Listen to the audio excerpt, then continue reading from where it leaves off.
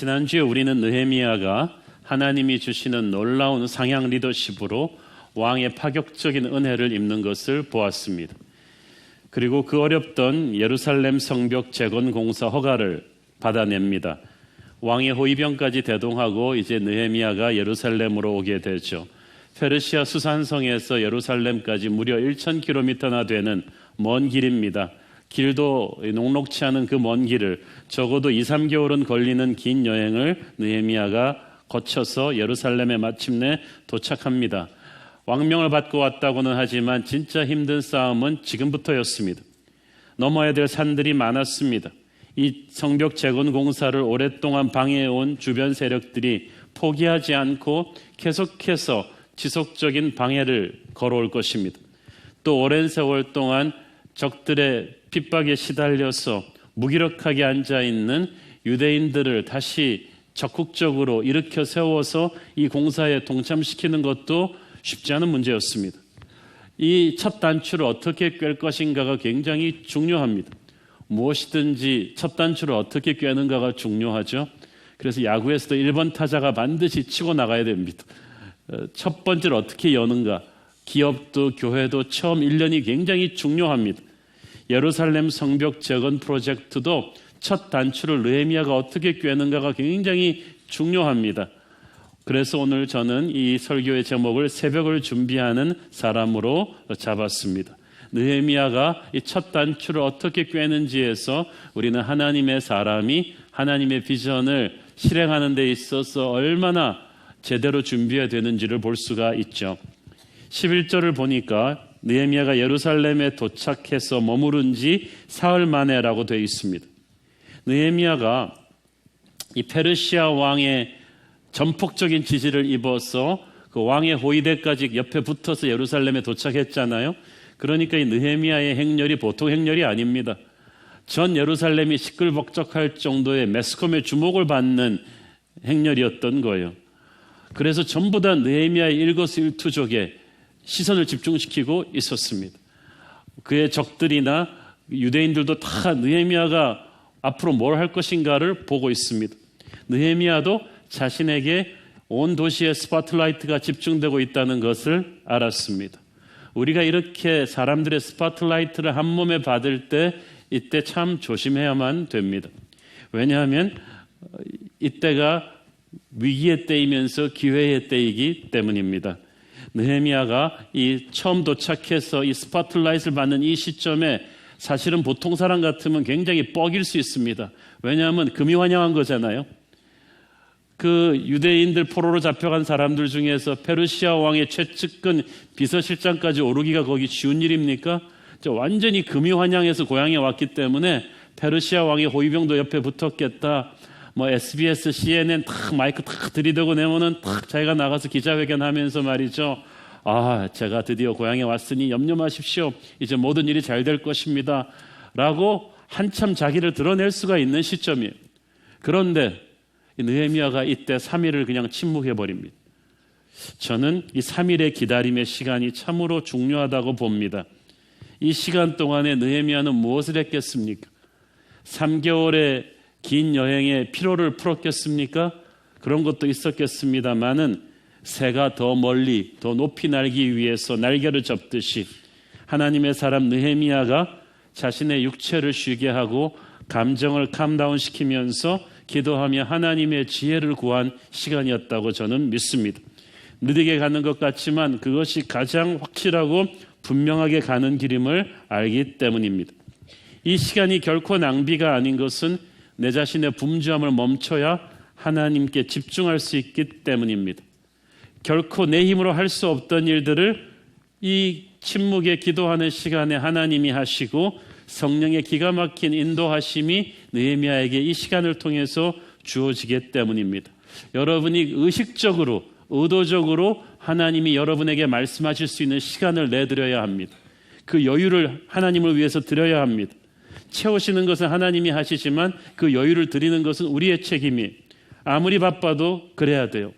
느헤미야가 예루살렘에 도착하고 나서 3일을 그렇게 기도하고 말씀 묵상하며 잠잠히 하나님 앞에 엎드리며 기다립니다.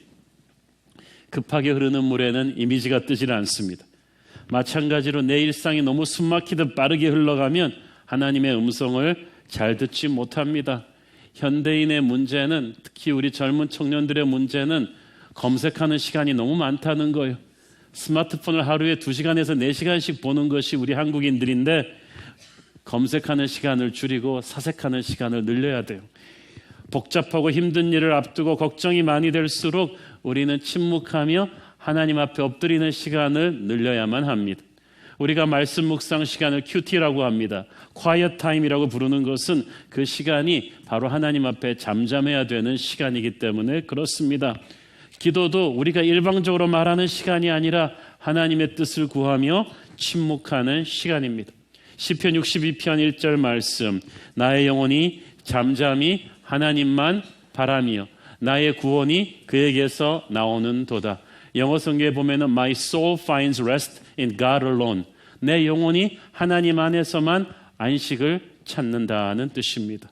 그렇게 나 자신의 영혼이 하나님 안에서 깊은 안식을 누려야 구원의 역사가 그 다음부터 벌어질 수가 있는 거예요.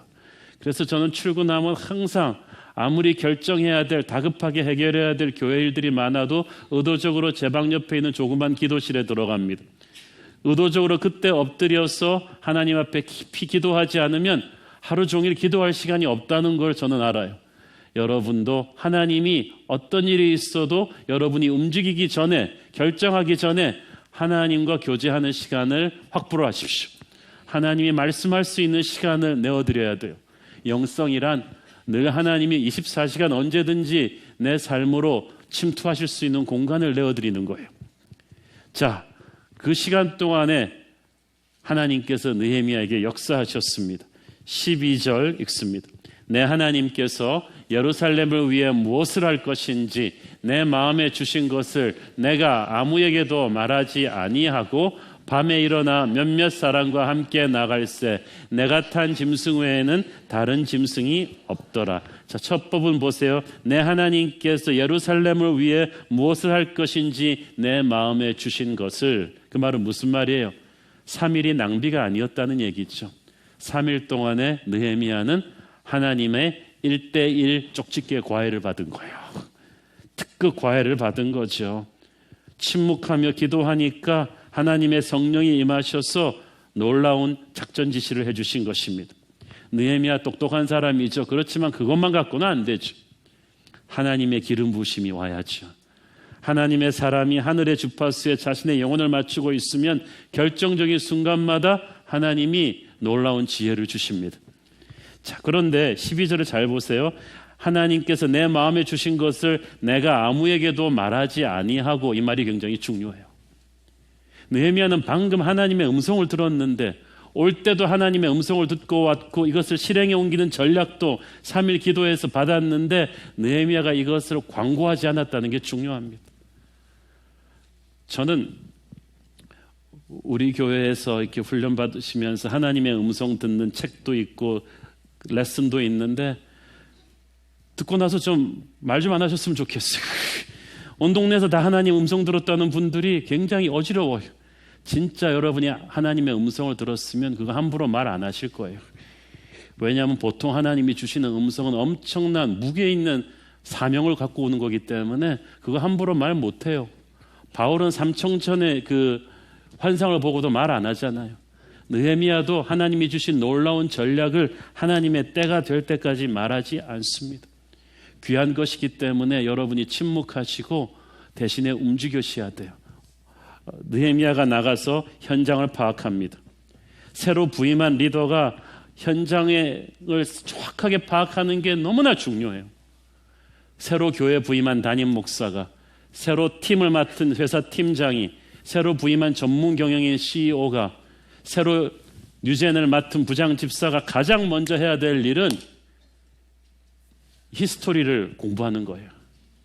여러분이 그 조직의 히스토리를 공부하지 않고 대안을 제시하면 재앙이에요. 보라, 내가 왔노라. 내가 오기 전까지는 절망뿐이었지만 내가 새 역사를 벌리겠노라. 아무리 안 좋은 문제가 많아 보이는 조직도요, 그 역사가 있는 거예요. 그 역사를 여러분이 공부를 하셔야 돼요. 사람들한테 물어봐야 돼요. 야간에 정찰을 해야 돼요. 이것은 그 누구에게도 맡길 수 없는 거예요. 역사를 공부하지 않는 자는 결코 미래를 만들 수 없습니다. 특별히 새로 부임한 리더는 그래요. 그 누구도 대신할 수 없는 그 일, 느헤미야는 아무에게도 맡기지 않고 자기가 일어나서 조용히 상세한 정찰을 합니다. 13절, 15절을 보면 느헤미야의 정찰이 시작됩니다. 13절에 그 밤에 골짜기 문으로 나가서 용정으로 분문에 이르는 동안에, 김영종 목사님 이름이 성경에 나왔어요. 용정으로 분문에 이르는 동안에 본인이 가문의 영광이라고 생각을 한답니다. 자, 거기 나가서 샘문과 왕의 못 쪽으로 천천히 이동하면서 성벽의 파괴 정도와 주변 지리를 체크합니다. 그리고 거기서 무너진 성벽 잔해와 잡초 쓰레기 더미에 가로막혀서 나갈 수 없게 되니까 포기하지 않고 또 시내를 거슬러 올라가서 성벽을 다시 한번 둘러본 뒤에 다시 골짜기 문으로 이렇게 컴백합니다. 말 타고 들어갈 수 없는 데까지도 일일이 걸어 들어가서 일일이 다 확인했어요. 그 당시 밤에 조명이나 제대로 있었겠어요? 횃불 들고 고생하면서 다녔을 거예요. 그런데 느헤미야가 3일 밤 동안에 철저하게 예루살렘 상황을 다 체크를 했다는 것입니다. 오늘날 하나님의 사람들이 비전은 많이 선포하는데 준비가 너무 형편없어요. 새벽을 깨우고 세계 선교를 하고 이런 것 큰 비전을 턱턱 말하면서 너무 준비하지 않고 하나님의 일을 하는 거예요. 그러면 안 돼요. 저는 우리 교회에서 우리가 할 때 뭘 할 때 최선을 다해도 안 되는 건 할 수 없지만 준비 없이 뭘 하지는 마라. 아우리치를 가건 여름 BBS를 준비를 하건 성가대를 하건 연습 안 하고 대충 나오지 마라. 그리고 그걸 은혜로 한다고 하지 마라. 그건 하나님의 사람이 갈 길이 아니다. 하지만 이 준비는 조용히 하는 거예요. 느헤미야가 이 모든 정찰과 준비를 극비리에 행하고 지혜로운 침묵을 지킵니다. 내가 아무에게도 말하지 않고 12절에 밤에 일어나 성벽을 살폈다. 여러분 자신의 노력을 광고하지 마십시오. 여러분이 얼마나 기도하는지 얼마나 노력하고 준비하는지 광고하지 마세요. 그것은 열매를 보고 하나님이 다 알아서 느끼게 하십니다. 16절 읽습니다. 방백들은 내가 어디 갔었으며 무엇을 하였는지 알지 못하였고 나도 그 일을 유대 사람들에게나 제사장들에게나 귀족들에게나 방백들에게나 그 외에 일하는 자들에게 알리지 아니하다가 세상적인 리더십은 자기가 뭐 조금 하면 기자들 불러서 사진 찍죠. 내가 가서 고아들 돌보고 있다. 내가 뭐 이런 일을 하고 있다. 하나님의 리더는 그러지 않아요.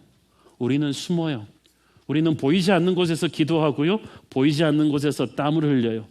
하나님의 사람은 함부로 말이 앞서지 않아요.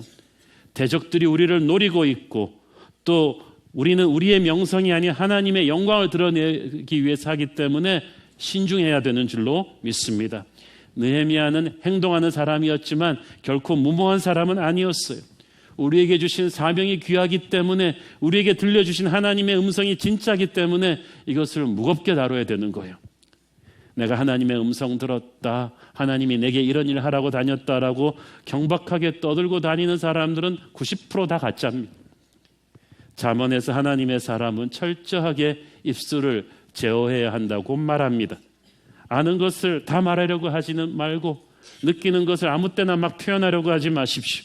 지혜로운 리더는 언제 침묵하고 언제 말해야 될지를 아는 사람이에요. 하나님의 준비가 될 때까지 리더가 함부로 말하면 안 돼요. 마침내 하나님의 때가 옵니다. 비밀리에 현장 답사 사전 준비를 철저하게 끝낸 느헤미야, 기도의 준비를 다 끝낸 느헤미야는 마침내 유다 백성들의 지도자들 다 모아놓고 예루살렘 성벽 재건 계획을 밝히고 협조를 구합니다. 17절 읽습니다.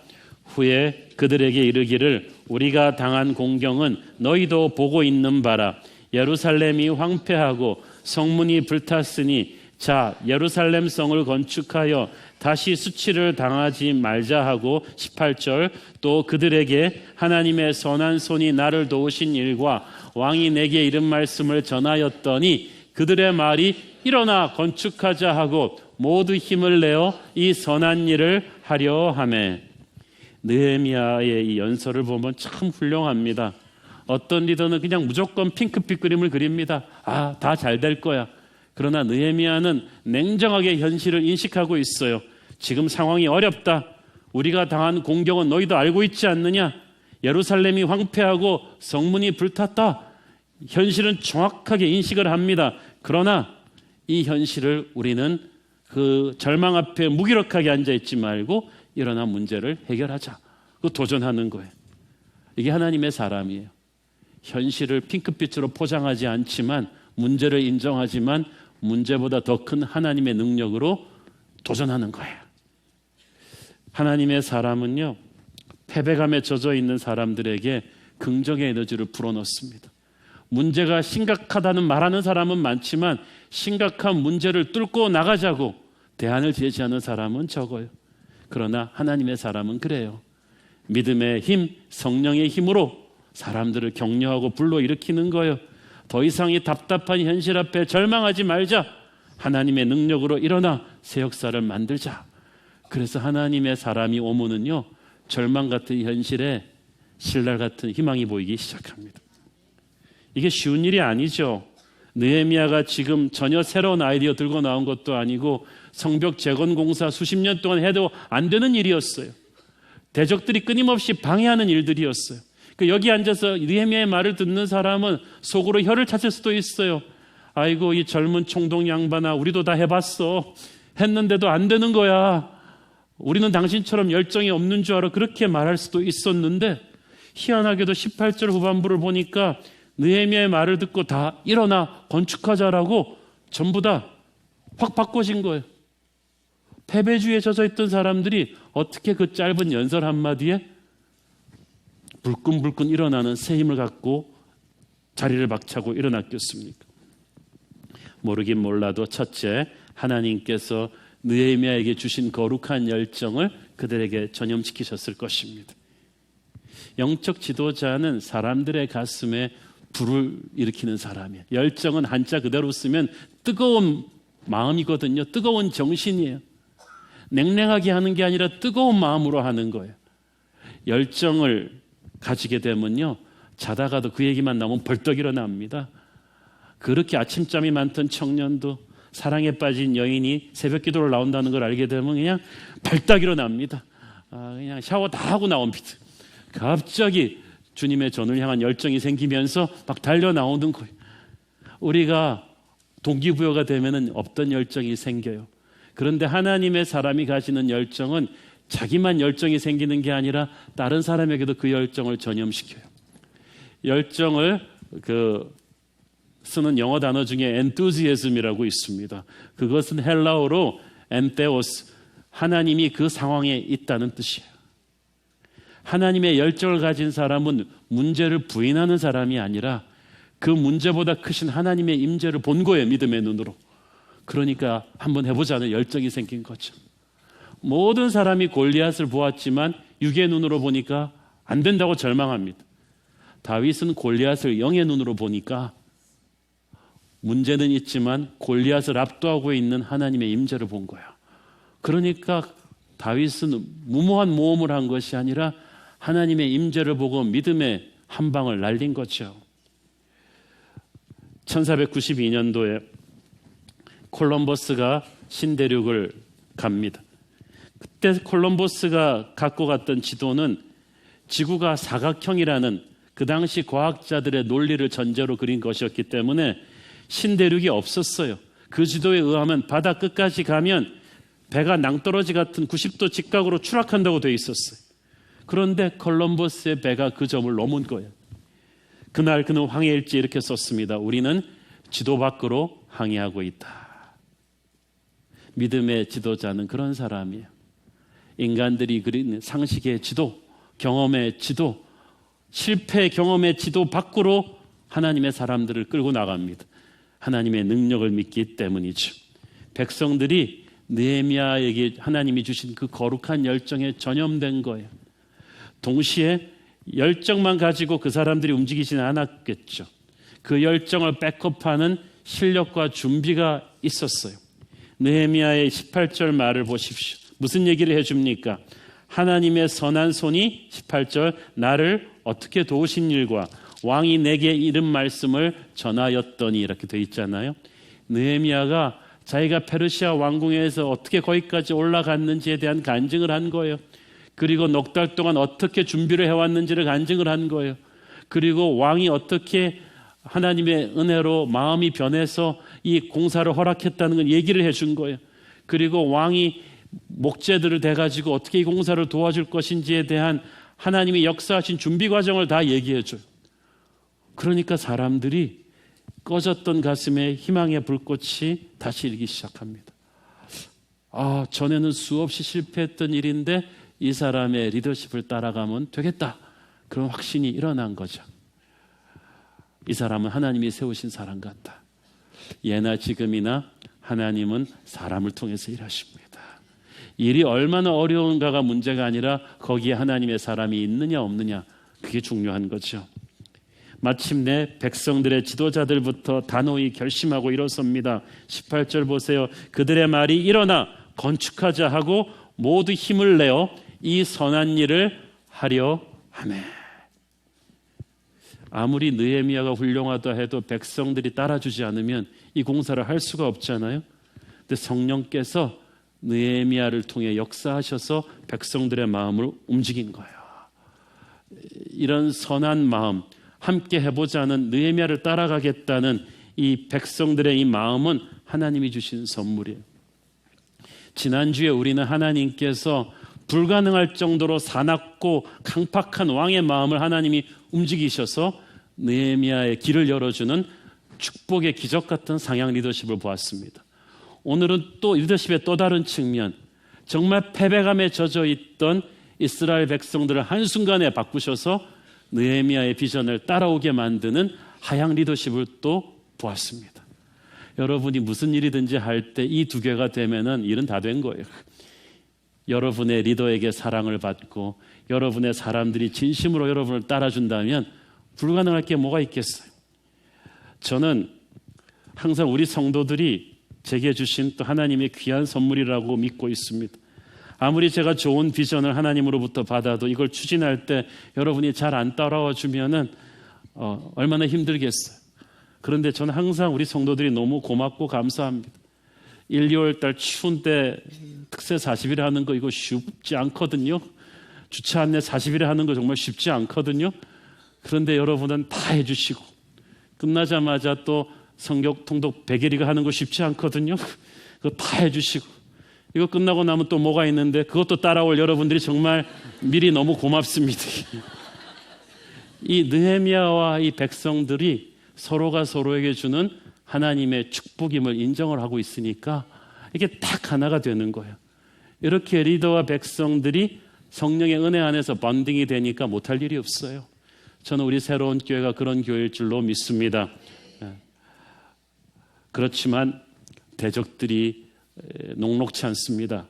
느헤미야가 단 한 번의 웅변으로 침체되어 있던 유대인들의 분위기를 반전시켜서 이제 성벽 재건 공사로 투입하는 놀라운 역사가 일어날 때 반대 세력들이 쫙 수면 위로 부상합니다. 이 느헤미야를 대적하고 성벽 재건 공사를 방해하는 이 반대 세력들에 대해서 조금 공부해야 될 필요가 있겠습니다. 19절 보겠습니다. 호론 사람 산발랏과 종이었던 암몬 사람 도비야와 아라비아 사람 게셈이 이 말을 듣고 우리를 업신여기고 우리를 비웃어 이르되 너희가 하는 일이 무엇이냐, 너희가 왕을 배반하고자 하느냐 하기로.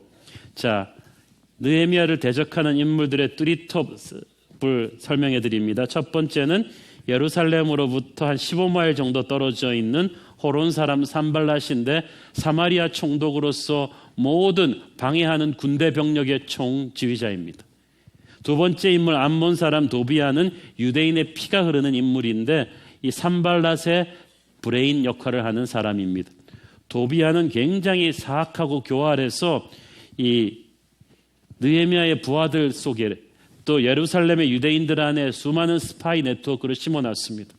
그래서 앞으로 보시면 알게 되지만 느헤미야를 내부의 첩자들과 결탁해서 굉장히 오래 괴롭히는 인물입니다.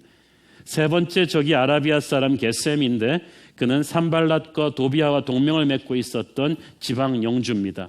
이 세 사람은 모두 성벽이 재건되고 나서 이스라엘이 옛날의 영광을 회복하게 되면 자기들을 압도할까 봐 두려워했던 사람들이었어요. 이 세 사람들이 공모해서 가든 방법으로 앞으로 느헤미야의 성벽 재건 공사를 방해하게 되는데 그 집요함과 교활함이 대단히 무섭습니다.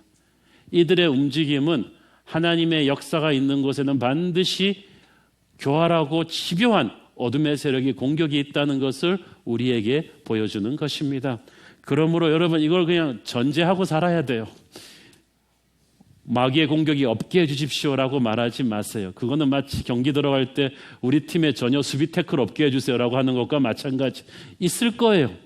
강력한 마귀의 공격이 있을 거니까 그러나 그 공격이 뚫을 수 없는 강한 영성을 우리가 준비하면 돼요. 어둠의 군대는 밤에도 쉬지 않습니다. 하나님의 사람들도 그래야만 합니다. 베드로가 말했죠. 너희의 대적 마귀가 우는 사자같이 너희를 공격하려고 엿보고 있으니 항상 깨어 조심하라. 위축될 필요는 없지만 경계는 바짝하고 있을 필요가 있습니다.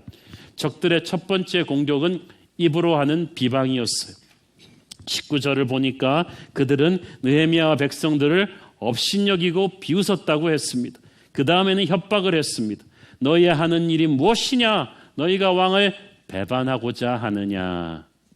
이 말이 굉장히 무서운 말입니다. 10여 년 전에도 유대인들이 성벽을 건축할 때 이걸 그대로 놔두면 페르시아 왕을 저항하는 반란 기지로 사용될 것이다라고 음해한 적이 있죠. 그것 때문에 페르시아 왕이 이 공사를 불허한 거예요. 그 상처를 다시 건드린 거예요. 우리가 다시 그 문제에 거론할 것이다 그러면서 툭 건드립니다. 여러분 마귀가 우리를 공격할 때 오리지널이 없어요. 항상 우리의 취약점을 다시 건드려요. 우리가 다시 기억하기도 싫은 그 사건, 그 사람, 그 일을 다시 건드려가지고 부상시켜가지고 우리를 협박합니다. 그런데 느헤미야가 위축되지 않고 적들을 제압합니다. 하나님의 사람은요, 비전의 사람은 반드시 어둠의 공격을 각오해야 되고 어둠의 공격이 올 때 지체 없이 제압해야 돼요. 지도자가 백성을 대신해서 싸워주지 않으면, 차단해주지 않으면 백성들이 속수무책으로 당하는 거예요. 하나님의 지도자는 사랑과 용서의 사람이지만 동시에 거룩한 담대함을 가진 사람이어야만 합니다. 하나님의 백성들을 향해서 공격해오는 공격을 초반에 딱 차단해버려야 돼요. 대적들은 외형적으로는 커 보이지만 믿음의 사람이 담대하게 치고 나가면 또 후퇴하게 돼 있어요. 적들이 사납게 달려든다고 그 기세에 눌려갖고 지도자가 백업을 하면 양떼가 엄청난 혼란과 패배에 빠지게 됩니다. 여러분은 영적인 지도자는 강하고 담대하게 적들을 대적해야 돼요. 아빠, 엄마는 가정의 영적인 지도자예요. 자녀들을 먹겠다고 달려드는 마귀의 세력을 담대하게 내쫓아야 돼요. 그렇죠? 담대한 믿음의 언어가 중요해요. 적의 첫 번째 무기는 비열한 비방과 협박이었다면 우리의 방어 무기와 반격의 무기는 담대한 믿음의 언어인 줄로 믿습니다. 느헤미야의 대를 쪼개듯이 서늘한 믿음의 언어를 보십시오. 20절 읽습니다. 내가 그들에게 대답하여 이르되 하늘의 하나님이 우리를 형통하게 하시리니 그의 종들인 우리가 일어나 건축하려니와 오직 너희에게는 예루살렘에서 아무 기업도 없고 권리도 없고 기억되는 바도 없다 하였느니라. 아멘. 한마디로 줄여서 사탄아 물러가라. 하나님의 일에 너희가 왜 관여하느냐? 이것은 하나님의 일이고 우리는 하나님의 사람들이다. 신경 끊어라. 세상아 교회 일에 신경 끊어라. 교회가 어떻게 하라고 세상아 훈수 놓지 마라. 이건 하나님의 백성의 일이란 거야. 너희들이 아무리 방해한다고 해도 하나님이 우리를 형통하게 하실 것이다. 저는 이 말이 너무 멋있어요. 왜냐하면 느헤미야는 지금 페르시아 왕의 전격적인 지원과 친위들까지 이끌고 왔거든요.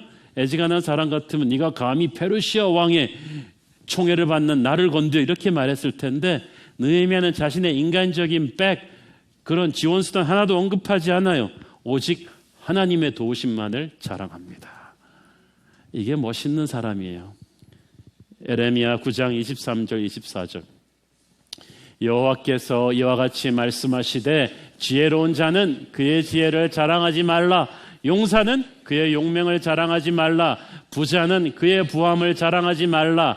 자랑하는 자는 이것으로 자랑할지니 곧 명철하여 나를 아는 것과 나 여호와는 사랑과 정의와 공의를 땅에 행하는 자인 줄 깨닫는 것이라. 나는 이 일을 기뻐하노라. 여호와의 말씀이니라. 아멘. 자, 여러분, 느헤미야가 백이 없습니까? 돈이 없습니까? 능력이 없습니까? 하나도 자랑 안 하잖아요. 오직 여호와만 자랑합니다. 여러분도 그러기를 바랍니다. 이 담대한 믿음 앞에서 원수가 물러가는 거예요. 너희에게는 예루살렘에서 아무 기업도 없고 권리도 없고 기억되는 바도 없다. 그러니까 느헤미야는 이 원수들의 비방과 조롱에 일일이 논리적으로 대답하지 않았어요. 우리가 하나님의 일을 방해하는 대적들과 싸울 때, 교회 적들과 싸울 때 괜히 그들이 쏟아내는 독설을 일일이 단어 분석할 필요 없어요. 그들을 논리적으로 이렇게 같은 수준에서 말싸움할 필요 없어요. 이거는 시간 낭비, 감정 낭비예요. 여러분을 대항해서 올리는 악플을 일일이 읽을 필요 없어요. 이단들을 설득할 필요 없어요. 그냥 내쫓아야 돼요. 경계선을 딱 긋는 거예요. 악한 대적들의 협박과 비방은 결코 이루어지지 않을 무의미한 말들이니 황사 먼지 털듯이 그냥 털어버리십시오. 신경을 꺼버리는 거예요. 그리고 담대하게 하나님의 말씀의 보호막을 치십시오. 그래서 여러분이 말씀 묵상을 평소에 한 20-30개는 하고 다녀야 돼요. 그래서 말씀을 선포하고 여러분의 가정 안으로, 회사 안으로, 이 교회 안으로, 하나님의 백성들 안으로 불순한 세력들이 들어오지 못하도록 말씀의 보호막을 선포할 줄로 믿습니다. 그리고 실력과 준비를 갖춰야죠. 누누이 말씀드립니다마는 느헤미야는 단순히 말만 세게 하는 사람이 아니었어요. 보이지 않는 곳에서 엄청나게 정찰하고 준비하고 기도하고 계획하는 사람이었어요. 대개 보면요, 아주 영적인 분들은 기도하시고 경건하시고 착하시고 다 좋은데 너무 준비를 안 하세요. 공부를 안 하세요. 그러면 안 돼요. 또 어떤 분은 세상적인 실력이 너무나 많고 준비도 기획도 너무 하는데 하나님이 채우실 2%의 기름 부심이 없어요. 기도를 안 하니까. 근데 느헤미야가 이 두 개를 합친 사람이었다는 거예요. 저는 여러분이 그렇기를 바랍니다. 뜨겁게 기도하시고 침묵하며 기도하시고 그러나 열심히 노력하십시오. 열심히 노력하시지만 마지막 2%를 항상 기도로 마무리를 하세요. 그럴 때 하나님께서 여러분의 실력을 기름 부으실 거예요. 한 시대가 답답하고 어두울 때 모두들 역사의 새벽을 기다립니다. 그러나 그건 그냥 오지 않아요.